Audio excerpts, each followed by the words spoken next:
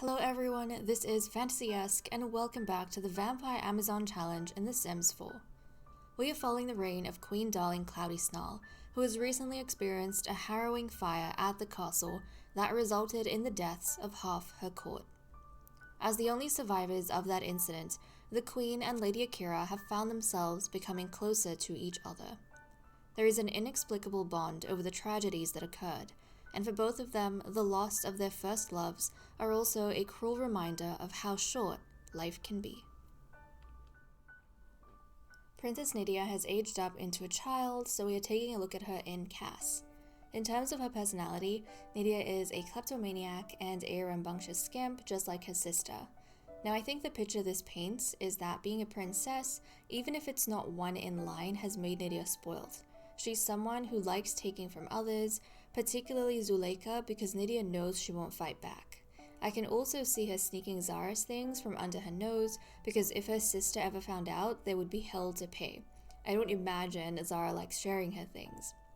I feel like looking at this, the queen would begin to fear that there's a rot among her daughters that she doesn't know how to fix, but to acknowledge it after such a big tragedy would mean putting the queendom into further turmoil. So she would cover it up and hope the girls mature with age. In terms of appearance, I feel like Nidia looks like her mother the most, even though she has her father's coloring, like the hair and the eyes. It might become more apparent as she gets older. She almost seems unassuming, which would work well with her thieving personality, and she's got the family freckles, which is nice, but that's it for Nidia. It is 8 p.m. on Friday, and we are picking up with our ladies to do some whims. This is the first time I'm actually going to be playing with the new court, so I'm excited to see the kind of dynamic everyone has. But guys, really quickly, I wanted to apologize in the last episode for the poor viewing experience, because my editor, like my editing software, decided to betray me and glitch up the filters I had in place to make my game look pretty, because we know how The Sims 4 on its own, it's, pretty dark and depressing. So in post-production, I basically brighten up the game and make it look really, really nice. And it usually is fine. Like, I watch every section after I record it to make sure everything is fine in the editor. Like, I go back and forth between recording and editing, so I'm editing at the same time that I'm recording the video. But normally it works. This one time, though, when it already was, gutting me from having to spend 3 days on, this one time it decided to glitch up and it started flickering. So someone pointed out in the last episode, I did pin a comment that my editor betrayed me, and that's the reason why we do have the light flickering between dark and light. Apologies. Hopefully everything is fixed from now on. The very first episode I did of this series, obviously I watched every section as I put it into the editor, and then after I finished editing the whole video, once the video was done, the editor spat it out, I watched it again to make sure everything was perfect, everything was fine. Since that first video worked and the editor did its job fine, I was expecting my editing software to keep up the good work, and so I had stopped checking after the editing was done. So I wasn't going through my videos to seeing if the lighting is consistent, because up until this point I think it has been.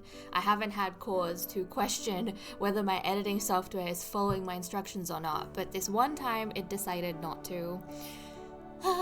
But oh well, these are the struggles of going through and trying to put these videos together. Hopefully it didn't bother a lot of you guys. If it did, apologies. We shall return to finer quality things now. But okay. We are starting off with Lady Caleb, who wants to cook a meal. So I am kind of interpreting this as Lady Caleb maybe wanting to have a bit of a connection with the youngsters, because we do know that both the Queen's daughters, Zara and Nidia, along with Akira's daughter Zuleika, they are of age. They're kind of walking around, the castle now. They're interacting with some of the ladies. And I think maybe Caleb feels as though her best chance long term is to foster some sort of relationship with these youngsters. So she kind of wants to make a bit of, an offering for them by making something, by cooking some food. So she's going to go ahead and try and do that. Can we bake anything custom? Let's see. Nope, but we might be able to make a meal. I mean, we can make some boiled eggs. Let's make some boiled eggs. She's gonna make something simple, but I think it's just to have a bit of a connection to the youngsters. We talked about this in, I think, the last episode, but with the way our current breeding cycle is going, given that in the next, 1 or 2 pregnancies, we may end up getting our 5th girl, there is a high chance that the newer ladies who have come in are not going to basically retire with Queen Darling. They might actually end up serving in the court of Zara when she becomes queen. So I totally understand maybe someone like Caleb wanting to put her effort towards the next generation instead of being too caught up with this one. So we've got that going. We also need some of our ladies to be cleaning up. I'm actually going to get Shannon to clean the floor over here. We have replaced all of the things that were burnt in the kitchen, so the stove and the stovetop, the cooktop. So we've gone ahead, done that. You can Shannon, aren't you pregnant in your first trimester? I can't see your pregnancy. I guess I'm confused because I thought I could see a bump in the last video. I don't know. She's pregnant. That's all I'm aware of. Okay, so the eggs have been boiled. We'll leave it here, maybe for the youngsters. Are the kids with us?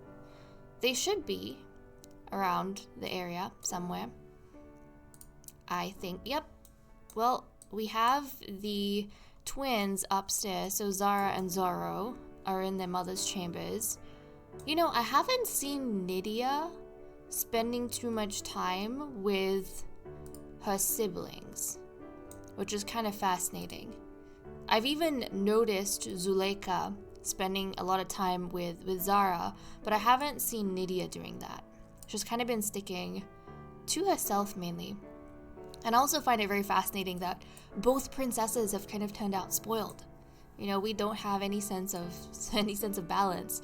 But Caleb's gonna leave it here. Guys, I was right. Look at that. Okay, so Nidia comes to talk to the others. I was just talking about Caleb. I imagine she's come up to tell, the youngsters that she's made some boiled eggs for them if they want to go eat. And she's socializing with them. I love it when the story writes itself. I do have autonomy on, so the fact that they're going and doing all of this on their own is very, very nice. I do like it quite a bit. She does need to excuse herself, though, so that she can have a bath. So I'm actually going to have a shower. Is that Anaya? Anaya's been haunting us quite a bit. I'm going to get her to come down and take a shower. She's going to excuse herself, work on that. Meanwhile, Lady Lilith. So Lilith here wants to actually finish a painting. Even she's going to talk to, the likes of Zorro. But she wants to finish a painting. Let's see. Did she? Oh, she started a painting over here. Can we drag this into inventory and then, nope, not into inventory. Okay, well, we're gonna have to I'm gonna sell to a collector. We'll scrap the painting. Did she have? And there's a painting down here as well. Okay, well, I'll just get her to scrap the upstairs one and then she can paint. I don't think her painting she doesn't have any skill. It's not high enough to capture life around the castle as we were wanting to do with Anaya. If someone does get up to the stage where their painting is high enough, they can ask for mentoring from Anaya? I wonder, is that possible? I have never tried that, so I'm kind of curious. Because we were just talking about Anaya, and we were just talking about... That is fast. Okay, hold on. Guys, now I've got something in my mind. Where is Anaya going? Anaya! Can we still get mentored by you? We can. I don't know where she is. Oh, geez. I don't know where Anaya went. She's disappeared on me. Oh, she's down here. Wait, can we scrap this painting? Can we scrap this painting? I have no clue where Anaya is. Oh, she's outside. She's outside. She's doing a sword fight with Akira. Well, might we invite you back inside for some mentoring? I don't know how this goes. Like, do they make another painting if I do this? I'm curious. I was gonna say, though, if we get to a stage where one of our ladies actually has a high enough painting skill to paint from reference, then every time they get a whim to paint, then I would like to kind of move the easel around to where we have some of our Sims to capture life in the castle, you know, to see them doing various things in the castle. That was kind of the goal with Anaya, but obviously that, didn't end up becoming an actual thing. Okay, Anaya's over here. And then we have Lilith. So let's see, is she actually good? Oh, she does paint. And is Anaya gonna be here with us to mentor us, or is Anaya leaving? I mean, we're doing it. Oh, Anaya? Okay, look at that. This is so cool. So the ghost of Anaya, I feel like Lilith is probably, through this, she's probably the first lady who's been able to connect with Anaya, and have Anaya's ghost kind of stick around for any period of time to give her mentoring and painting. And I think one of you lovelies was also saying in the last episode that because Lily died in, sunlight, that the secret of Lily murdering Anaya, it's like there's no justice that's ever going to be served. I mean, in a lot of cases with the vampires, I don't imagine justice is a big thing for them. It usually never does get served. It's all about scheming and manipulation and outlasting your rivals. I do like the idea that since Lilith has this now connection with Anaya, maybe she'll start unraveling the story of Anaya slowly, maybe how things were before Lilith came, during Anaya's time. And eventually she might work out the slice of story that includes Lilith. Luring Anaya outside into the sun and essentially murdering her. I think that would be quite fascinating. And obviously, since both the victim and the perpetrator are both dead, I imagine that what Lilith is going to get out of this experience is maybe having a sense of wariness of her own surroundings and being able to safeguard her own life, learning from the lessons of the past of Anaya and how she, in a sense, failed to be a successful vampiress of the court. But I love that because I adored Anaya. Like, out of the ladies we started off with, Anaya was my favorite.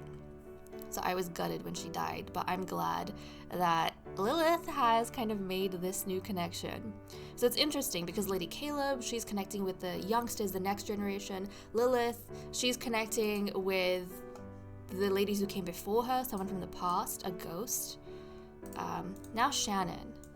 Okay, Shannon, guys, wants to rile a sim up. Now she is hot-headed, and who she riles up is going to determine why this is happening necessarily. So let's see what's going through her mind. I was not expecting this from Shannon of all people, but let's see, who does she have the least relationship with in the current coven? She's got a 15 with Akira, she has a 17 with the Queen, she has a 22 with Caleb, and she has a 15 with Lilith. So with Akira and Lilith, she has got a 15. Okay, well, she's talking. I don't even have like a compatibility to tell me if anyone is better than the other. I don't, which makes it a bit of a struggle. So since Akira and Lilith are kind of equal at this point, in terms, and I was gonna say, now we look at status, but again, both Lilith and Akira are the new counselors, so that makes things a little bit rough. But if we go to the next kind of differentiator in status, which is like age, Akira is older than Lilith, and therefore Akira has more standing as a counselor than Lilith. So I suppose she's gonna try and rile up Lilith? Which is not a good idea, because Lilith is on the council. Council members can hold a judgment. Oh no, Shannon, you had everything handed to you like on a silver platter. If you are not careful, this is not going to end up good. But she wants to rile up Let's see. She wants to rile up Lilith. So she's going to go ahead and do that. Now, I'm thinking that maybe the reason she wants to rile up Lilith... Ooh, yikes. This is not good. I'm thinking the reason why Shannon maybe wants to rile up Lilith is because Shannon was here kind of longer than Lilith, and she spent kind of all her time trying to raise the next queen, the crown princess and the offspring that were there. And she was doing her best, wholeheartedly to make sure that they had a good education, preparing them to enter court. And she didn't really have her eye on scheming to get into the main court. But maybe part of that comes with an expectation that Lilith had now that she has moved into the main court. Maybe her efforts would be recognized in a sense through more than just breeding, and she would be given a spot as one of the queen's counselors, because it makes sense. The queen has known her longer than she's known Lilith and Caleb, right? But that wasn't what happened. As soon as, Lilith came in, she was granted the position of counselor. With Akira, at least, it makes sense for Shannon because Akira's been around since the beginning of the queen's reign when she established the court. That hasn't been the case with Lilith, and I think Shannon is feeling maybe a little bit bitter towards Lilith, because she doesn't know her that well, right? She doesn't know any of these new ladies well enough. Really, no one she has a solid enough relationship with. So I think maybe she feels as though what could have been hers was stolen in a sense by Lilith coming in, and it's not as though Lilith has proved herself. She's from a family of, gamblers. So it's not as though she has any sort of lineage that you can look up to either. So that's probably what's going through Shannon's mind, but I definitely think she has to be careful. Her being pregnant isn't gonna save her for long. And then we have, ooh, I love this! Everyone's gathering in the queen's chambers and chatting with each other. Aww. Okay, well, Akira, she wants to finish reading a book. Well, Akira, we do have... I think we have a bookshelf, right over here. Do we have any books? Well, I think all the books that we had are, split amongst everyone else. Also, some of our ladies don't have swords. They need to get swords. So give me a second. We need how many swords? I think we should have a couple from the other ladies. We need 1, 2, 3. Do we have any in the household inventory? We do. We have 3 in the household inventory. Okay. So let's go ahead. We are gonna get our ladies to grab these swords. I was wondering, why aren't they murderous? Why aren't they going out and sword fighting? It's because they didn't have swords. If you have the sword fighting mod, you do need to have swords in the inventory in order for them to autonomously go out and fight, so that's good. But we don't have books. Okay, is it Akira? Let's see if we can purchase some books for you. Let's see, I want to purchase some books, because I don't know where the heck all the books have gone. Let's see. Okay, A Spy Who Loved Measles. Why not? Why not? We'll get that one. She's gonna read. Let's go ahead and read a book. And I know some of you have also been saying after the last episode that we should really invest in the vampiric tomes for them so that they can get sun resistance, which I think I mentioned this very early on, but I do have a backstory that I want to use with the vampiric tomes, but I haven't found the right character to give this backstory to. But when it does happen, then vampiric tomes are going to be introduced to the series. Although I will say that vampiric tomes doesn't guarantee that our Sims are going to have sunlight resistance, because the powers they manifest and the weaknesses are completely randomized. So even if they do have the tomes, there's no guarantee they're going to get the sunlight resistance. Like with Miko and Lily, both of them they both got thin-skinned. And if you get thin-skinned, that means you can't get the sunlight resistance anymore, because they're conflicting powers and weaknesses. So, that's definitely something to think about, but it definitely adds spice. At one point, I was actually wondering if I should introduce like us rolling for death by sickness if our Sims get sick. Because I know that Ronald the Simmer does it in his Witch Covenant Legacy. But then I realized, you know what, we've had so many deaths anyways from things other than sickness and childbirth, just Sims dying in the sunlight, that I probably don't need to introduce more ways for them to die. At the end of the day, it depends on your game, right? Because if you need to add like more tragedy to it, then it makes sense. If you already have a ton of tragedy, I don't think I need to go finding more. Also, I am currently, I think, a new episode of the Covenant Legacy Challenge came out today, a couple hours back. I'm like 30 minutes through it right now. I took a break to record this video, but I am going through it and I'm having a ton of fun. I feel like I write essays in the comment section of those videos every time. I go in thinking I'm gonna write a paragraph. Or I don't even think how much I'm gonna write. It's like I'll just react to what I'm reacting to. And then I end up writing a whole essay because there's just so much to say. So much to say. But okay, Princess Zara and Queen Darling have a jokesters dynamic. I mean, hey, a relationship between the Crown Princess and our Queen, yes, is good. Obviously, of course, we want to go ahead and encourage that. And I think this is definitely going to make the Queen feel a lot better because she has been looking at her daughters. And I mean, her son has come out completely different. Zorro has the personality that you would want, like you would want a model princess to have. But her daughters are not quite like that. I think she wasn't thinking too deeply about it when, you know, Zara came out with that spoiled sortie, and then she kind of thought that the next child would be better. But no, there seems to be a trend with the members of the royal family that they don't have a lot of honor. They don't seem to have a lot of honor within them. It seems as though they are used to getting whatever they want. They feel as though they deserve everything that they have, and they kind of, in the case of Nidia, want to take from others. They want to take what others have, right? Because they, to an extent, feel like everything belongs to them.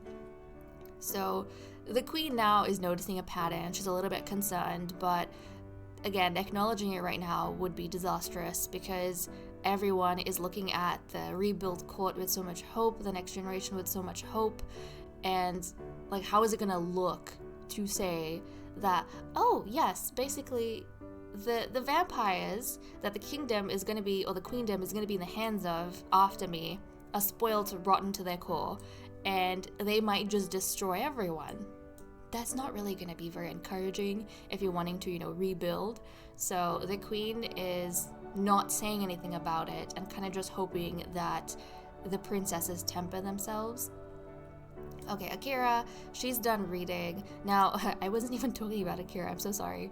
But Akira, I think, is maybe just wanting to reflect on the past.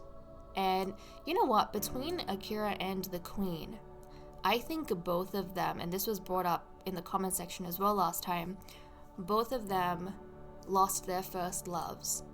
And I think we can all agree that they did not treat, in the case of Akira, Miko, and in the case of Darling, Billy, they did not treat their romantic partners or interests very well. Akira kept pushing Miko away, and Queen Darling was kind of just treating Billy as a lackey almost. But I think this whole situation of losing their loved ones, like their first loves, would have sobered them up very quickly. And maybe the next relationship they pursue after this is going to be one that they cherish because they've kind of learned lessons from the past. And reading is something Akira used to do a lot when she used to try and avoid Miko, get away from Miko. But I think it has become a way for her to reconnect with those memories that she had of Miko, and that's probably why she's wanting to sit down and read, because it makes her feel the way she used to feel before. But now she knows they're not feelings she should have fought, they're feelings she should have accepted.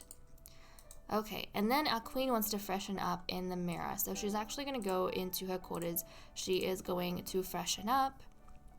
And it's the same for the Queen. I think she was just beginning to kind of change the pace of her relationship. She was just beginning to become serious and reconsider the way that she was maybe treating that relationship between her and Billy. You know, she literally, the episode before the last one, asked Billy if she could officially court her. Billy agreed, and everyone was kind of expecting them to have a bit of a happy ending, I think. Even anticipating like our first wedding or stuff like that. And it didn't end up happening, and that was kind of like a bucket of cold water on everyone, especially the queen. And they live immortal lives, so oftentimes I feel like they are not too concerned about the timing of things. They take for granted the fact that they have this time, and I think they assume there will be a lot more time to come, which, you know, wasn't the case this time around. So I think going forward, the queen might realize that I should cherish the relationships I have today and now. I shouldn't always wait to, you know, address those things tomorrow or the day after, because tomorrow or the day after may not come. But okay, that's kind of what we had for everyone over here. I am going to go off. I'll kind of see what I might decide to do next or what they're up to. And then we shall continue the story. Soon the time came to hunt, and it was too much for the monarch to face the memories of their last disastrous chase of the acolytes. As she sunk her teeth into human flesh, she remembered the sizzle and burn of her fellow vampires, and the fear renewed itself in her heart. It was a shame she carried deep within herself, that the Queen of Cloudy Willow, the Queen of Vampires, was afraid of fire. And with that said and done, I'll leave off here. Thank you so much for watching. I hope you enjoyed, and I'll see you all next time. Bye-bye.